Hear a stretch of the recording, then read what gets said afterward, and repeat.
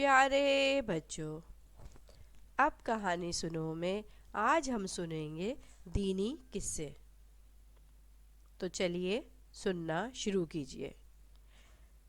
سب سے پہلے ایک خوبصورت واقعہ۔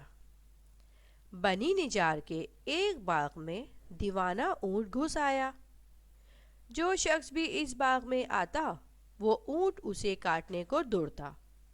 لوگ بڑے پریشان ہو گئے اور حضور پاک صلی اللہ علیہ وآلہ وسلم کی خدمت میں حاضر ہوئے اور سارا قصہ عرض کیا۔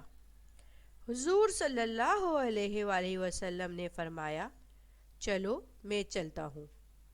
چنانچہ حضور پاک صلی اللہ علیہ وآلہ وسلم اس باغ میں تشریف لے گئے اور اس اونٹ سے فرمایا، ادھر آؤ۔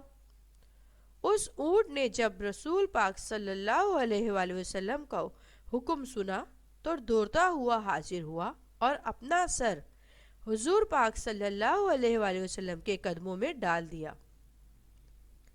حضور پاک صلی اللہ علیہ وآلہ وسلم نے فرمایا، اس کی نکیل لاؤ، اور حضور نے اسے نکیل ڈال کر اس کے مالک کے حوالے کر دیا اور اونٹ آرام سے چلا گیا۔ تمام لوگ یہ واقعہ حیرانی سے دیکھ رہے تھے۔ حضور پاک صلی اللہ علیہ وآلہ وسلم نے پھر صحابہ کرام سے فرمایا، کافروں کے سوا مجھے زمین و آسمان والے سب جانتے ہیں کہ میں اللہ کا رسول ہوں۔ سبحان اللہ۔ تو بچوں، آپ یہ دیکھیے کہ ایک جانور جو بے زبان ہے وہ بھی ہمارے آقا صلوات و سلام کی کتنی محبت میں ان کے آگے عاجزی سے سر جھکاتا ہے۔ آج کا دوسرا واقعہ۔ کوا ڈرا ہوا کیوں رہتا ہے؟ طوفان نوح سے گزر جانے کے بعد حضرت نوح علیہ السلام کی کشتی جودی پہاڑ پر پہنچ کر ٹھہر گئی تو حضرت نوح علیہ السلام نے روئے زمین کی خبر لانے کے لیے کوے کو بھیجا تو وہ ایک مردار کو دیکھ کر اس پر گر پڑا اور واپس نہیں آیا۔ تو آپ نے اس پر لعنت فرما دی اور اس کے لیے بددعا فرما دی کہ وہ ہمیشہ خوف میں مبتلا رہے۔ چنانچہ کوے کو حلال و حرام میں کہیں بھی پناہ نہیں ملے گی۔ بچوں، نافرمانی وہ بھی ہمارے آقا سلام کی اور پیغمبروں کی اس نافرمان کوے نے کی، جس کی وجہ سے آج تک یہ کوا ڈرا ڈرا رہتا ہے۔ تو پیارے بچوں، آج میں آپ کو تیسرا واقعہ سناؤں گی، مچھلی کے منہ میں زبان کیوں نہیں ہوتی؟ اللہ تعالیٰ نے تمام جانوروں کے منہ میں زبان پیدا کی ہے، مگر مچھلی کو زبان نہیں دی گئی۔ اس کی وجہ یہ ہے کہ جب حکم خداوندی عز و جل سے فرشتوں نے آدم علیہ السلام کو سجدہ کیا اور ابلیس مردود نے سجدہ نہ کیا تو اس حالت میں اس کو زمین پر پھینک دیا گیا۔ تو وہ جب اسے زمین پر پھینکا گیا تو اس نے سمندروں کی طرف رخ کیا تو اسے سب سے پہلے مچھلی نظر آئی۔ اس نے آدم علیہ السلام کی تخلیق کا قصہ سنایا اور یہ بھی بتلایا کہ وہ بحروں کے جانوروں کا شکار کرے گا۔ تو مچھلی نے تمام دریائی جانوروں تک حضرت آدم علیہ السلام کی کہانی کہہ سنائی۔ اسی وجہ سے اللہ تعالیٰ نے مچھلی کو بولنے کے شرف سے محروم کر دیا اور اس سے زبان چھین لی گئی۔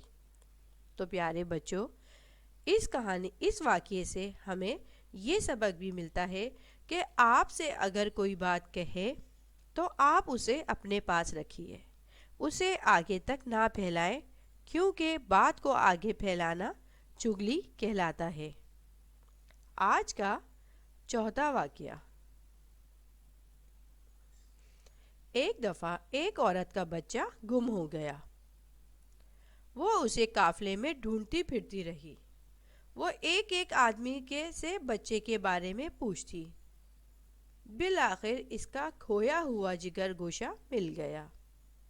اس نے لپک کر اسے سینے سے لگایا، مگر اسے یقین نہ آتا تھا کہ وہ بار بار اس کا منہ دیکھتی اور خوب پیار کرتی۔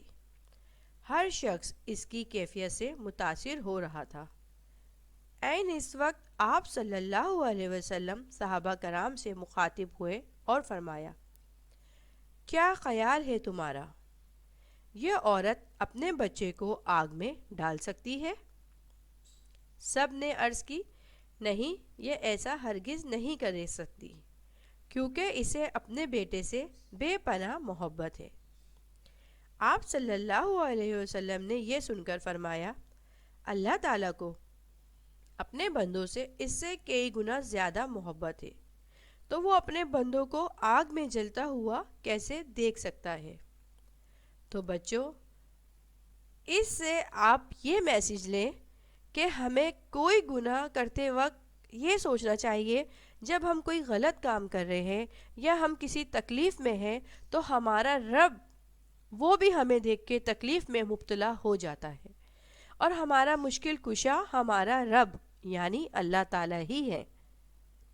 آج کا 5واں اور بہت ہی خوبصورت واقعہ بچوں، حضرت بلال حبشی کا۔ نبی کریم صلی اللہ علیہ وسلم کے دنیا سے پردہ فرمانے کے بعد حضرت بلال شام چلے گئے اور وہیں بس گئے۔ ایک عرصے کے بعد خواب میں نبی پاک صلی اللہ علیہ وسلم کی زیارت ہوئی اور فرمایا، بلال، تمہیں مدینے کے لوگ ملنا چاہتے ہیں، تم مدینہ کیوں چھوڑ آئے ہو؟ آنکھ کھلتے ہی مدینے کے لیے حضرت بلال روانہ ہو گئے۔ کئی دن کی مسافت کے بعد مدینہ منورہ پہنچے، مسجد میں حاضری دی اور روضہ رسول پر پہنچے، وہیں بے ہوش ہو کر گر پڑے۔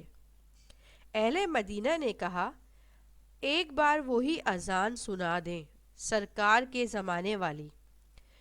معذرت کی کہ اب مجھے وہ ہمت اور وہ برداشت باقی نہیں رہی۔ لوگوں نے حسنین کریمین کا واسطہ دیا تو آپ انکار نہ کر سکے اور اذان شروع کی تو اہل مدینہ رو پڑے، دل قابو میں نہ رہے۔ پیارے آقا کا زمانہ یاد آ گیا، عورتیں بچے سب نکل آئے، غم سے نڈھال بے قرار ہچکیاں بن گئیں۔ جب کہا اشہد ان محمدن رسول اللہ، لوگ چیخیں مار مار کر رونے لگے۔ حضرت بلال کی نظر ممبر رسول پر پڑی تو ممبر رسول خالی تھا، سرکار نہیں تھے۔ خالی ممبر دیکھ کر حضرت بلال گر پڑے اور بے ہوش ہو گئے۔ اذان مکمل نہ کر سکے، ہوش میں آئے تو اٹھے اور روتے ہوئے شام کی طرف روانہ ہو گئے۔ یا اللہ، ان جیسی محبت بھی ہمارے دلوں میں بھر دے۔ تو بچوں، حضرت بلال حبشی وہ ہیں جو ہمارے سب سے پہلے مؤذن ہیں، اور ان کی اذان کی آواز سن کے تمام مسلمانوں کا ایمان اور تازہ ہو جایا کرتا تھا۔ ہمیں بھی جب اذان ہو بیٹا تو اس وقت اذان کا جواب بہت احترام کے ساتھ دینا چاہیے اور بہت ساری نیکیاں اپنے پلوں میں اپنے لیے جمع کر لینی چاہیے۔ امید ہے میرے بچوں کو یہ واقعے بہت اچھے سے سمجھ آئے ہوں گے۔ اب میں آپ کو ملوں گی اگلے واقعوں کے ساتھ۔